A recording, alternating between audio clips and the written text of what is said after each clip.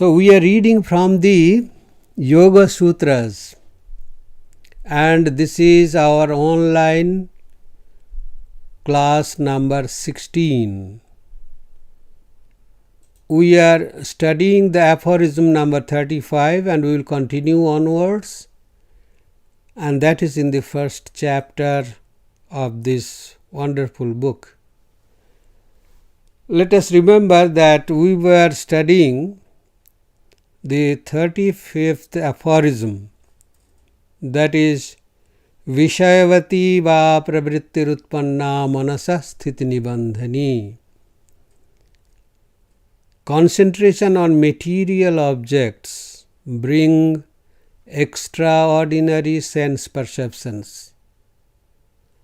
This inspires the yogi to have more and more convictions in the prospects of the practices, and the yogi continues to persevere with lot of enthusiasm. I said last time that a short course of meditation on a material object has been advised by the yogis. One needs to do this meditation intensely for at least 3 days. They say anavarata, that means uninterruptedly. I think it has a recommendation for the practitioners taking light food and water, short sleep, and such other regular necessary things. Then one needs to continue the practice normally for say 2 weeks. Thereafter one needs to eat less and if possible fast at least for 3 days and practice this meditation. Then this becomes a practice and this becomes a habit. This aphorism helps one to attain Samadhi. Practices help one to attain the Samadhi, that is the goal of this book. Patanjali recommends that one should try to experiment with one's own meditation by concentrating on material objects. See, there is a big departure from the initial proposal. Initially we understood that a meditation means our concentration on a holy object. But here the compromise is that Patanjali is saying that one can concentrate on a material object also, but there are some conditions. And then you will experience that meditation on a material object is comparatively easy for attaining quick success. That we know. But we must remember that it will be a material success. Right? When we are concentrating on a material object, the success that we get will be a material success. When you practice to master the art of archery, for example, you concentrate to shoot an arrow targeting the bull's eye. When you succeed, your success will be a material success. Then, of course, that has a benefit. Patanjali says that if you are able to concentrate on any material object and achieve quick success, that will encourage you to pursue the matter with interest, with a spiritual orientation to it. With a spiritual orientation to it. That is the idea. The aphorism says, Manasa sthiti nibandhini. This success will bring conviction and steadiness in your mind, and you will feel more and more inspired to pursue your path. He says, Vishayavati va pravritti rutpanna. Vishayavati. Vishaya means a material object. And that success will help you to steady the mind and get more inspired to pursue a spiritual path. Of course, this material object can be given a spiritual orientation. These alternative ways have two parts. One is the practical and material part, that you are concentrating on the material object, and the other part is the goal of these practices, which would be spiritual freedom. So this is the orientation one needs to practice. Initially, practicing concentration on the material object only. And when the success is achieved and you feel more inspired and inclined to pursue meditation, then this concentration can be oriented towards spiritual achievements. So just give a spiritual orientation to this material part of the concentration. Spiritual goals cannot be demonstrated so grossly with the help of our material sense organs. I am trying to meditate on a holy figure of a god. Now that is not grasped, that figure of God is not grasped by our sense organs, even by the mind. Hence, initially those spiritual goals are understood by way of logical inference. Logical inference, by way of inference itself would have been enough, but why do we add this word logical? It is because we want to free our mind from doubt, not fully, but we want to convince our mind logically through inference that such a goal is available, spiritual goal. Our spiritual goals are not initially experienced. That we have to understand. We do not start with the experience of Samadhi in the beginning. We start with a mechanical process and follow a mechanical way of concentration. But we inferred these goals to be logical suggestions, and then only they are accepted. When our mind logically infers a spiritual goal and is satisfied somewhat, then only it is possible that we accept that goal.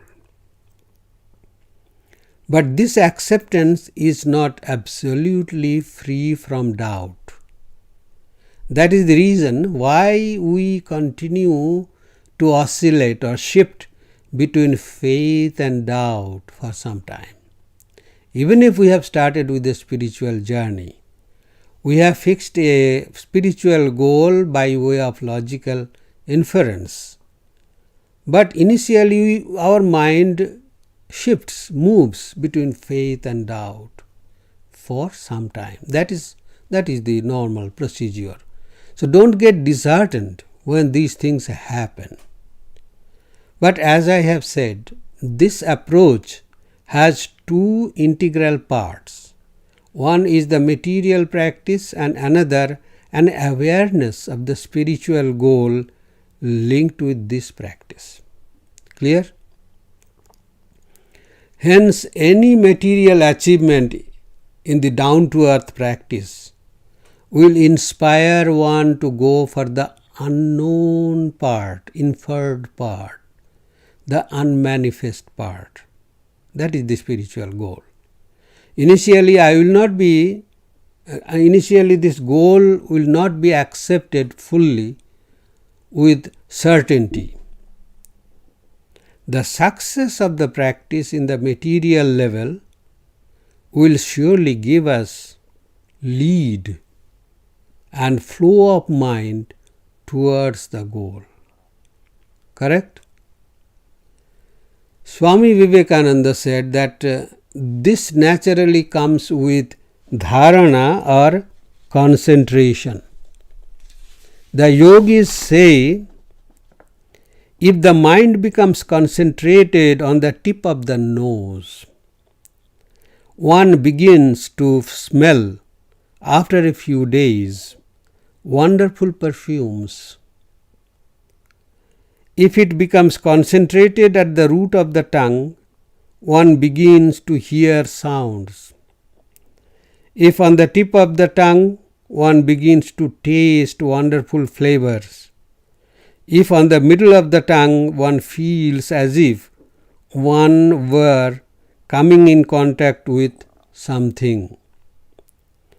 If a man whose mind is disturbed wants to take up some of these practices of yoga, yet doubts the truth of them, he will have his doubt set at rest when after a little practice,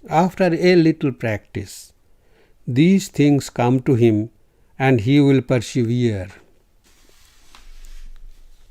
So this is why meditation on a material object is recommended by Patanjali.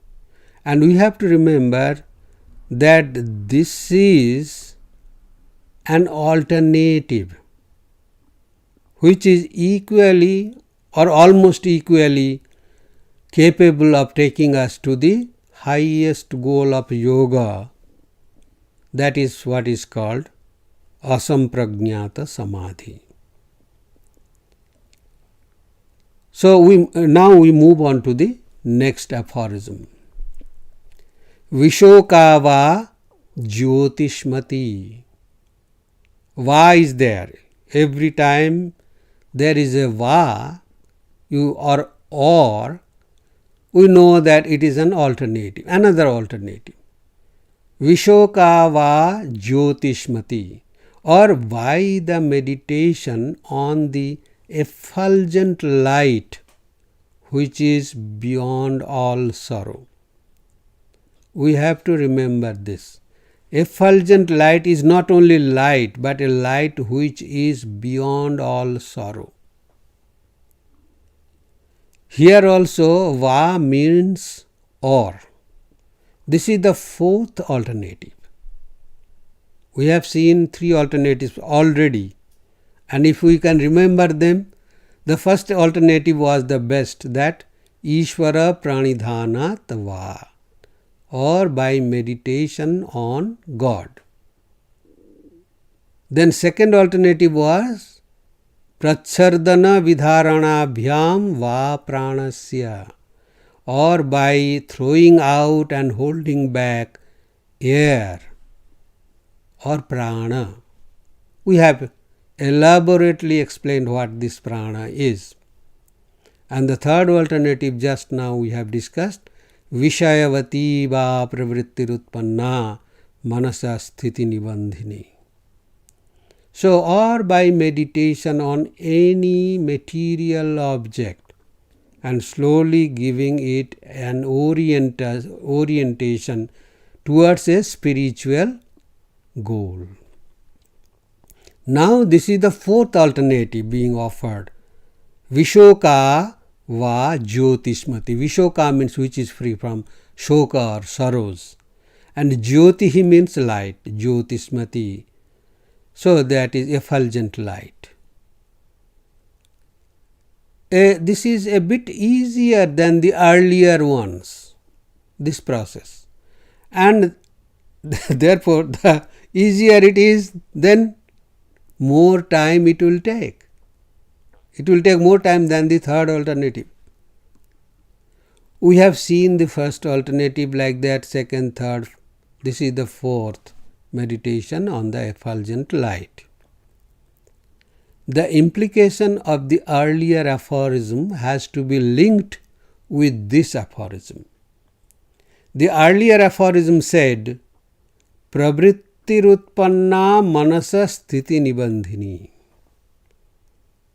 This success will bring conviction and steadiness in our mind, and we will feel more and more inspired, encouraged to pursue our path, pursue our goal. The process has already been graphically explained just now, that it has got two parts. So the significance of shifting our object of concentration from God to any material object is that when one meditates in the core of one's heart, it creates a knowledge, sambit knowledge in our intellect. When we are meditating in our heart, our mind is also connected, joins there. Mind means the intellect. Joins it. The fact is that our body and mind have a bidirectional connection between them, body and mind. Similarly, our mind, or it is called the heart here, has a both-way connection with the intellect. Clear? So body is connected with the heart, heart is connected with the intellect. And this is the biological mechanism or biological psychological mechanism. The intellect or buddhi is effulgent. That is why it is called Jyotismati. The intellect is effulgent, and for any material comparison, our intellect is unlimited. Buddhi is effulgent because of the predominance of sattva guna. We have discussed this earlier, much earlier, that buddhi has got predominance of sattva guna. So that is what we discussed, because we discussed this Ananda Samadhi, Sananda Samadhi. Savitarka, Nirvitarka, Savichara, Nirvichara, Sananda and Sasmita. Sananda Samadhi is what? That is the Ananda, the bliss aspect of the Buddhi, our intellect. And Asmita, this I consciousness, they are another Samadhi. So, Sattva Guna is effulgent, luminous. Sri Krishna says in the Gita, Tatra Sattva Nirmalatvat Prakashakam Anamayam. See the connection. Sattva Guna is Nirmala, is pure. That is why it is Prakashakam, effulgent. Anamayam, free from sorrow. Vishokava Jyotismati. This is the aphorism we are studying. Vishoka means Anamayam, as Sri Krishna says, free from suffering, sorrows. And Prakashakam, self-effulgent, effulgent. So, Vishokava Jyotismati, Prakashakam Anamayam. What is that? Sattva Gunam. Sattva Guna means the Nirmala, pure aspect in our intellect. So, among the gunas or the constituents of the mind, Sattva Guna is Nirmala, means clean or pure, like a mirror, and also luminous, Prakashakam. And furthermore, Sri Krishna says that it is Anamayam, free from the suffering or afflictions. Meditation on that Sattva Guna that is being recommended, but in the form of light. The commentator, the revered Vyasa, says, as we have discussed before in respect of the earlier aphorism, that the meditator will gradually acquire the skill to stay long in the contemplation or in meditation, where there is a connection between, on the one hand, the mind meditating on the light, and on the other hand, the luminous intellect illuminating that meditation. This is a process we don't need to understand actually. It happens together. When the mind is meditating on light, and this is that light of sattva guna, it is not the light of the sun, which is the material light outside, but it is inside. And the light of the sattva guna, meditating on that, then this will be illuminated by the intellect. This happens together. We don't need to be very much particular about observing how it is happening. In meditation, some things automatically happens. You don't need to meticulously analyze those things. Not necessary.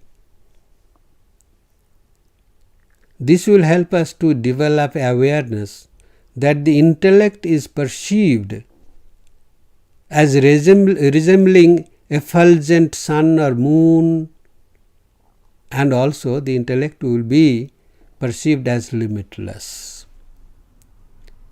This means this meditation will turn into becoming aware, turn us into becoming aware of the pure I sense, I consciousness all over.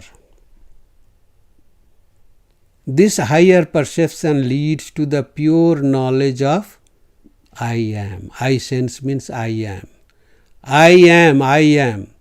Swami Vivekananda beautifully says that in a poem, Bahe matra ami ami. The continuous flow of I am. This is named Vishoka, free from afflictions. When you are with yourself, no other things are there to create disturbance. It is of course twofold, one relating to the objects and the other relating to our pure I consciousness, I sense. These are called Jyotismati, effulgent, and through them the mind of the yogin attains stability. We have to understand it a bit more, then it will be clearer. This is also a process of meditation similar to the one we have discussed before this. Still, we need to clarify two things about this. We have heard, and many of you have perhaps attended seminar somewhere where they teach meditation on the light, on any kind of light, material light. So this meditation and those meditations have their root in this aphorism. So we need to clarify two things about this. Number one, why the experience of this meditation or samadhi is called both free from afflictions and effulgent. It is luminous and also free from suffering. They call it Vishoka, or free from suffering, affliction, because during this meditation the mind is absorbed in sattvic nature, sattva guna of the intellect. That is the process we have already discussed. Sattva guna is soaked with peace and happiness. They call it Jyotismati, luminous. We are talking about a pravritti or a vritti. Pravritti is a prakrishta vritti, a special vritti that we have discussed in the earlier third alternative, Vishayavati va pravrittirutpanna. pravritti, a special vritti, thought. And that is a very subtle and specially empowered vritti to comprehend knowledge. The word light, jyoti, means knowledge. This vritti or thought unit is capable of illuminating or knowing subtle objects. Hence, this pravritti is called Vishoka and Jyotismati. Then the second thing we need to know is, now we take up the second clarification which is based on this. This aphorism teaches the method of meditating on the light, Jyoti. How to do that? Now, what is this we have explained, and what would be the benefit, that also we have explained. But how to do that? That is the question. Suppose you are going to meditate on light. This we have accepted, because this is the meditation on the light. Actually, we will be discussing some preliminaries which are applicable to all these processes of meditation. All the processes from Ishvara Pranidhana, for all the alternatives. These preliminaries are necessary. So the preliminaries about how to prepare yourself to sit in meditation. Then, okay, let me give you a graphic description. You have decided to meditate on the light. As I have always stressed, that these are not academic discussions. The Yogasutras is talking about these meditations for your information, but the benefit one has to derive by practice only, but not by knowing and then teaching others from that theoretical knowledge. It is not like that.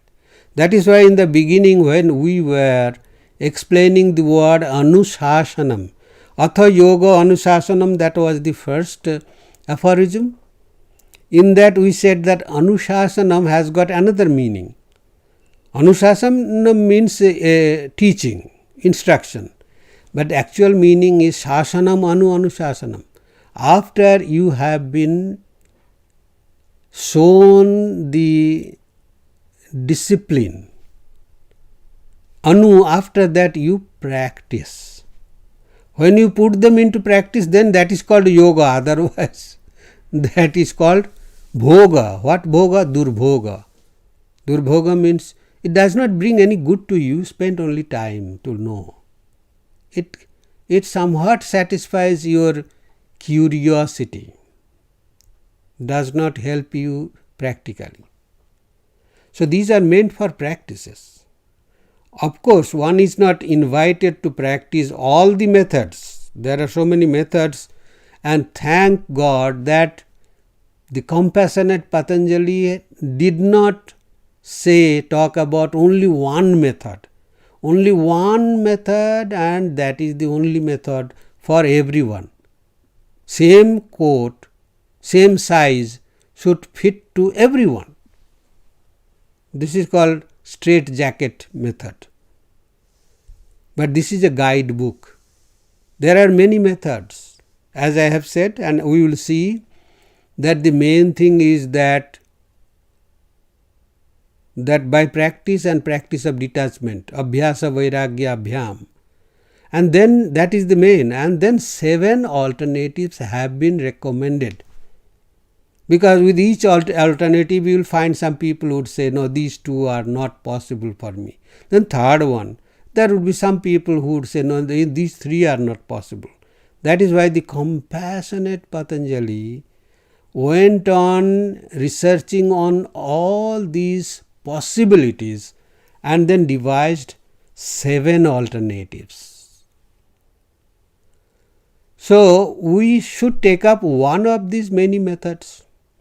Again, those who would follow the path of non-dual Vedanta, they should follow a different guidebook. We must warn you like that. For the practice of yoga methods, the practical steps to begin with are not mentioned with these alternatives. They are part of yama, niyama, etc. They are understood. Methods are supplied, recommended, but the preliminaries or the preparations have to be understood from the other part of this yoga, yama, niyama, asana, pranayama, pratyahara, dharana, then dhyanam, then samadhi. So we are talking about dhyanam, to meditate on what object and how to meditate. But the earlier steps have to be kept in mind, always with each and every alternative. It can safely be concluded that the methods leading to contemplation or meditation are the same with all dualistic and, if I am allowed to say so, non-dualistic approaches. Basic things are same. Now let us somehow give a graphic presentation of the steps how to begin with. You have decided to meditate on light. Now number 1, be physically very slow to prepare yourself for this meditation. Please keep it in mind. Be physically slow to prepare yourself for this meditation, for any meditation. What we generally do is, suppose you are sitting on a chair, be physically very slow to get up. Take it easy. Then slowly walk to the washing place. Wash your face and mouth. In warm places, they wash their feet also. You may like to drink a glass of lightly warm water, or at warm places, cold water. Then go back to your room. Change into loose fitting garments, washed clothes that are regularly used for sacred purposes. Slowly go to the place of worship, or to a place where there will be less disturbance, and you have earmarked that place for your meditation or spiritual practices. Make an asana or seat for you to sit on. It may be a seat on the floor, a chair, etc. Light a candle, and if you like, burn a small incense stick. Light a candle, that you have to remember, because you are going to meditate on light. Now, next step is sit in a good straight posture. It will not be awkwardly straight. The neck, head and spine will be in a straight line. When you sit bending forward, there will be a constant stress of the pull of the gravitational force on the mass of your head, and you will tend to bend forward further. Then you will fall asleep. Then next step, take a few deep breaths, breathing in deeply while your belly bulges out, and breathing out exhaustively while your belly deflates. Then next step, concentrate on the region of your heart for some time. We said that body is connected with the heart or mind, and the heart is connected with the intellect. So the process starts here. Concentrate on the region of your physical heart, maybe in the middle of your chest. That is also fine. Now look at the light of the candle. Concentrate on the light for some time. Then close your eyes. Now try to see that light inside your chest. Fill your heart with the type of luminosity inside the heart. With this type of luminosity.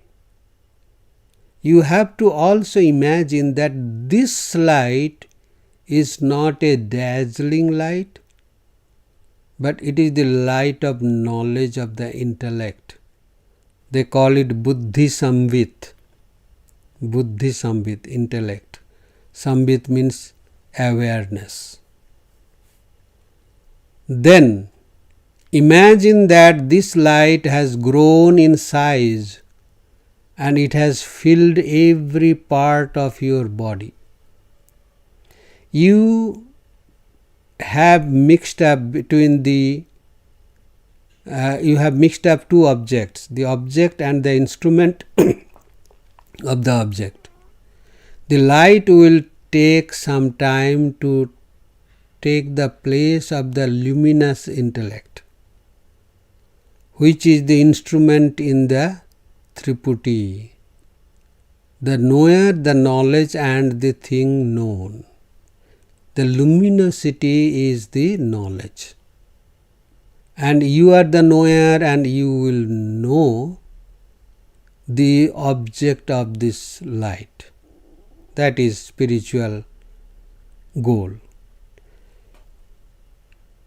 Triputi is an assembly of three participants in a process that we have discussed. The meditator, the object of meditation and the instrument of meditation, that is our intellect here. The luminosity of our object, which is the light on which we are meditating, will be perceived as the luminosity belonging to the light, that object light. But gradually we will be able to find this luminosity in the intellect and it will turn into the light of knowing, knowledge. The light which you saw outside being created by the candle, this light has gone inside and metamorphosed or transformed itself into the light or knowledge of the intellect. This is how the meditation is transforming inside, transforming our mind and intellect. Then spend some time with this thought. One day you will suddenly experience that you are not there as a separate observer of the light. There would be no duality between the seer and the seen, the meditator and the object of meditation. That you are no more aware that you are meditating. You may remember when we discussed the asampragnata samadhi, what did we say? That generally what we do, we lose ourselves in our thoughts. But the asampragnata samadhi process teaches us how to lose our thoughts in us, in the self. So that you think that you will know that you are no more aware that you are meditating. You do not exist there excepting the light. You will find it. You will find that you are the light, not that you are observing the light. You are the knowledge, not that you have knowledge. Do you know what is the next portion or phase of this meditation? You suddenly come out of this phenomenon and discover that you were the light. The blessed commentator says, Vyasa says, Asmitayam samapannam chittam. Asmitayam samapannam chittam. Asmita means I consciousness. In that, samapannam have become one. The chit has become one, the chittam, the mind which was observing. Asmitayam samapannam chittam. The separateness is lost in that one I am the light. I am that consciousness. What a success! All these alternatives that have been suggested by Maharshi Patanjali, they have the similar process and they culminate in the similar consciousness. Anyway, this practice of this aphorism leads us to the height of Asmita Samadhi. We have already said that Asmita Samadhi, the I consciousness, the last Samadhi before we enter the realm of Asampragnata Samadhi. Actually, this is the last Sampragnata Samadhi, Asmita. We have already discussed this in aphorism number 17, while dealing with the 6 types of Sampragnata Samadhi. Swami Vivekananda has given another method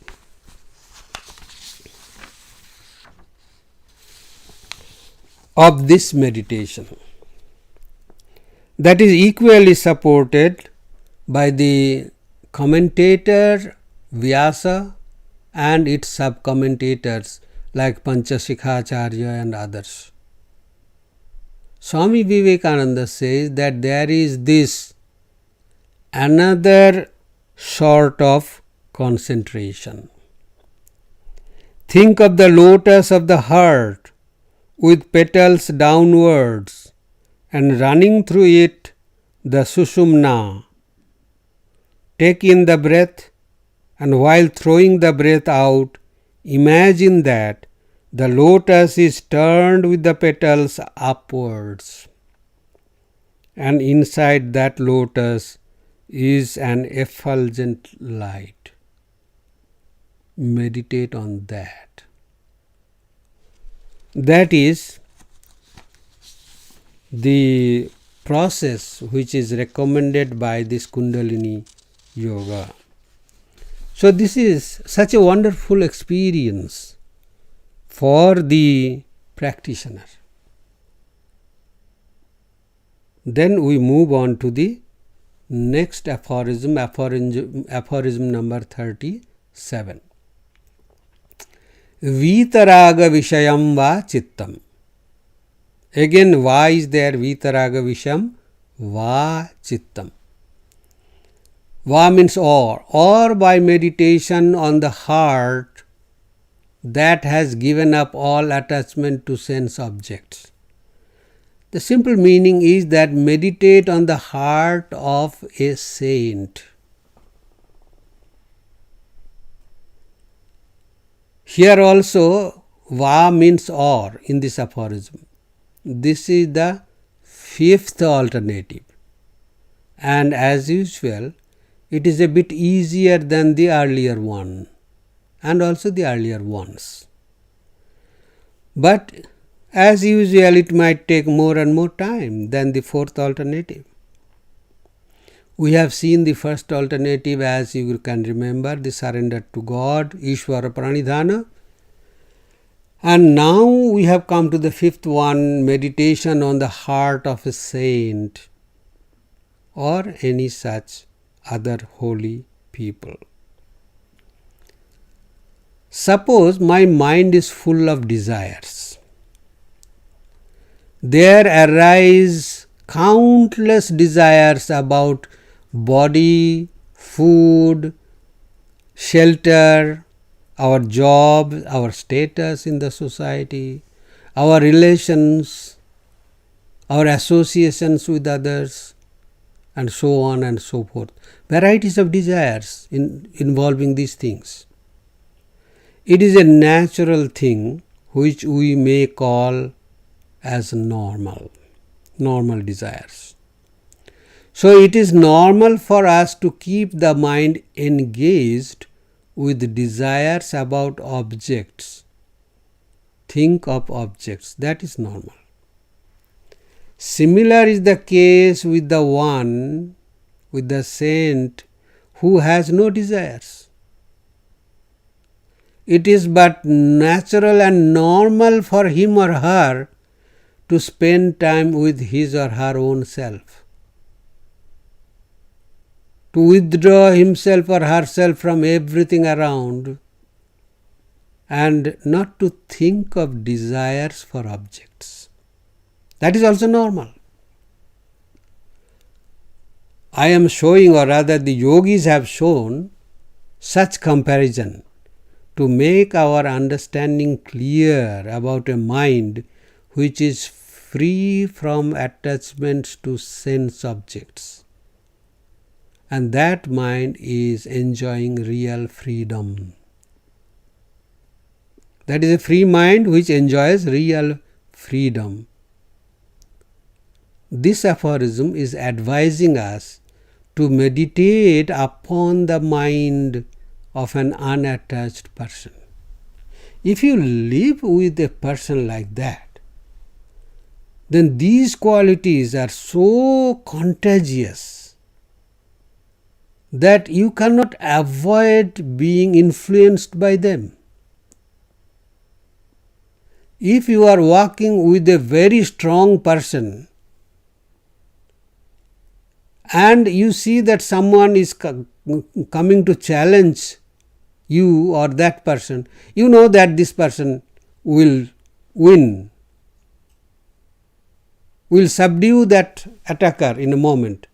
So you don't feel the fear, rather you feel strong inside. That is the value of the association. Sometimes during the time when we meditate together in our monasteries, sometimes the juniors try to sit for meditation near a senior. The personal holy space of the spiritually advanced ones is much bigger than that of ordinary people. We have all personal spaces, but the personal holy space is very big. Sitting near seniors will influence the juniors' meditation. That is the idea. In addition to that, if you start meditating on the mind of the advanced ones, then you are quick in achieving success in your endeavor. You do less and you get more help. Therefore, your progress becomes more and your energy is spent less. Appreciating the elevated state of a saint's mind, if we meditate on that mind, we will have quick success in freeing our mind from the heavy traffic of many noisy thoughts. This is the benefit. You don't have to work very hard. It will help you. We will enjoy manifold freedom. Our mind will calm down easily. Now, taking a step closer to the realities of holiness, we are able to physically go near a saint. Let us physically go near a person whose mind is free from desire, whose mind enjoys freedom.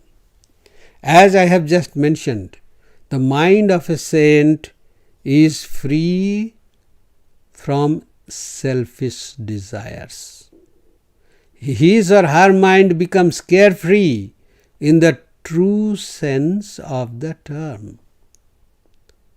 A closer look into the free mind of such a saint will reveal what actually the attitude of being free from desires means.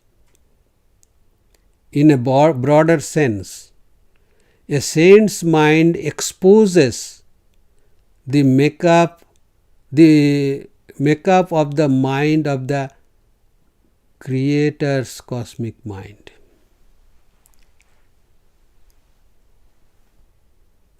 There is a part of the Creator's cosmic mind in the saint's mind. This idea is a bit difficult to comprehend for the minds of the majority of us, because our minds are not free from desires. So we leave the discussion here. Freedom from desires actually leads to freedom from the burden of thoughts about myriads of things. When one achieves mastery over thoughts, one can be free from one's constant attachment with the objects of desires. Therefore, practice is necessary. Just knowing the things theoretically will not bring the experience to us. If we have to have the experiences as our own, then we have to work for it. It cannot be bought as an object, an article from any shop. Our experiences of love, happiness, and also knowledge, they cannot be bought from the supermarkets. They are there in us. We have to discover them. We have to uncover them. Swami Vivekananda said that take some holy person, some great person whom you revere, some saint whom you know to be perfectly non-attached, and meditate on his heart. Sometimes Swami Vivekananda said, meditate on the heart of a lion. Then you will get tremendous strength, power, fearlessness. And that is the reference which we find here. The heart of a saint has become non-attached. And when we meditate on that heart, then we easily acquire that quality, and that calms down our mind. If we cannot do that,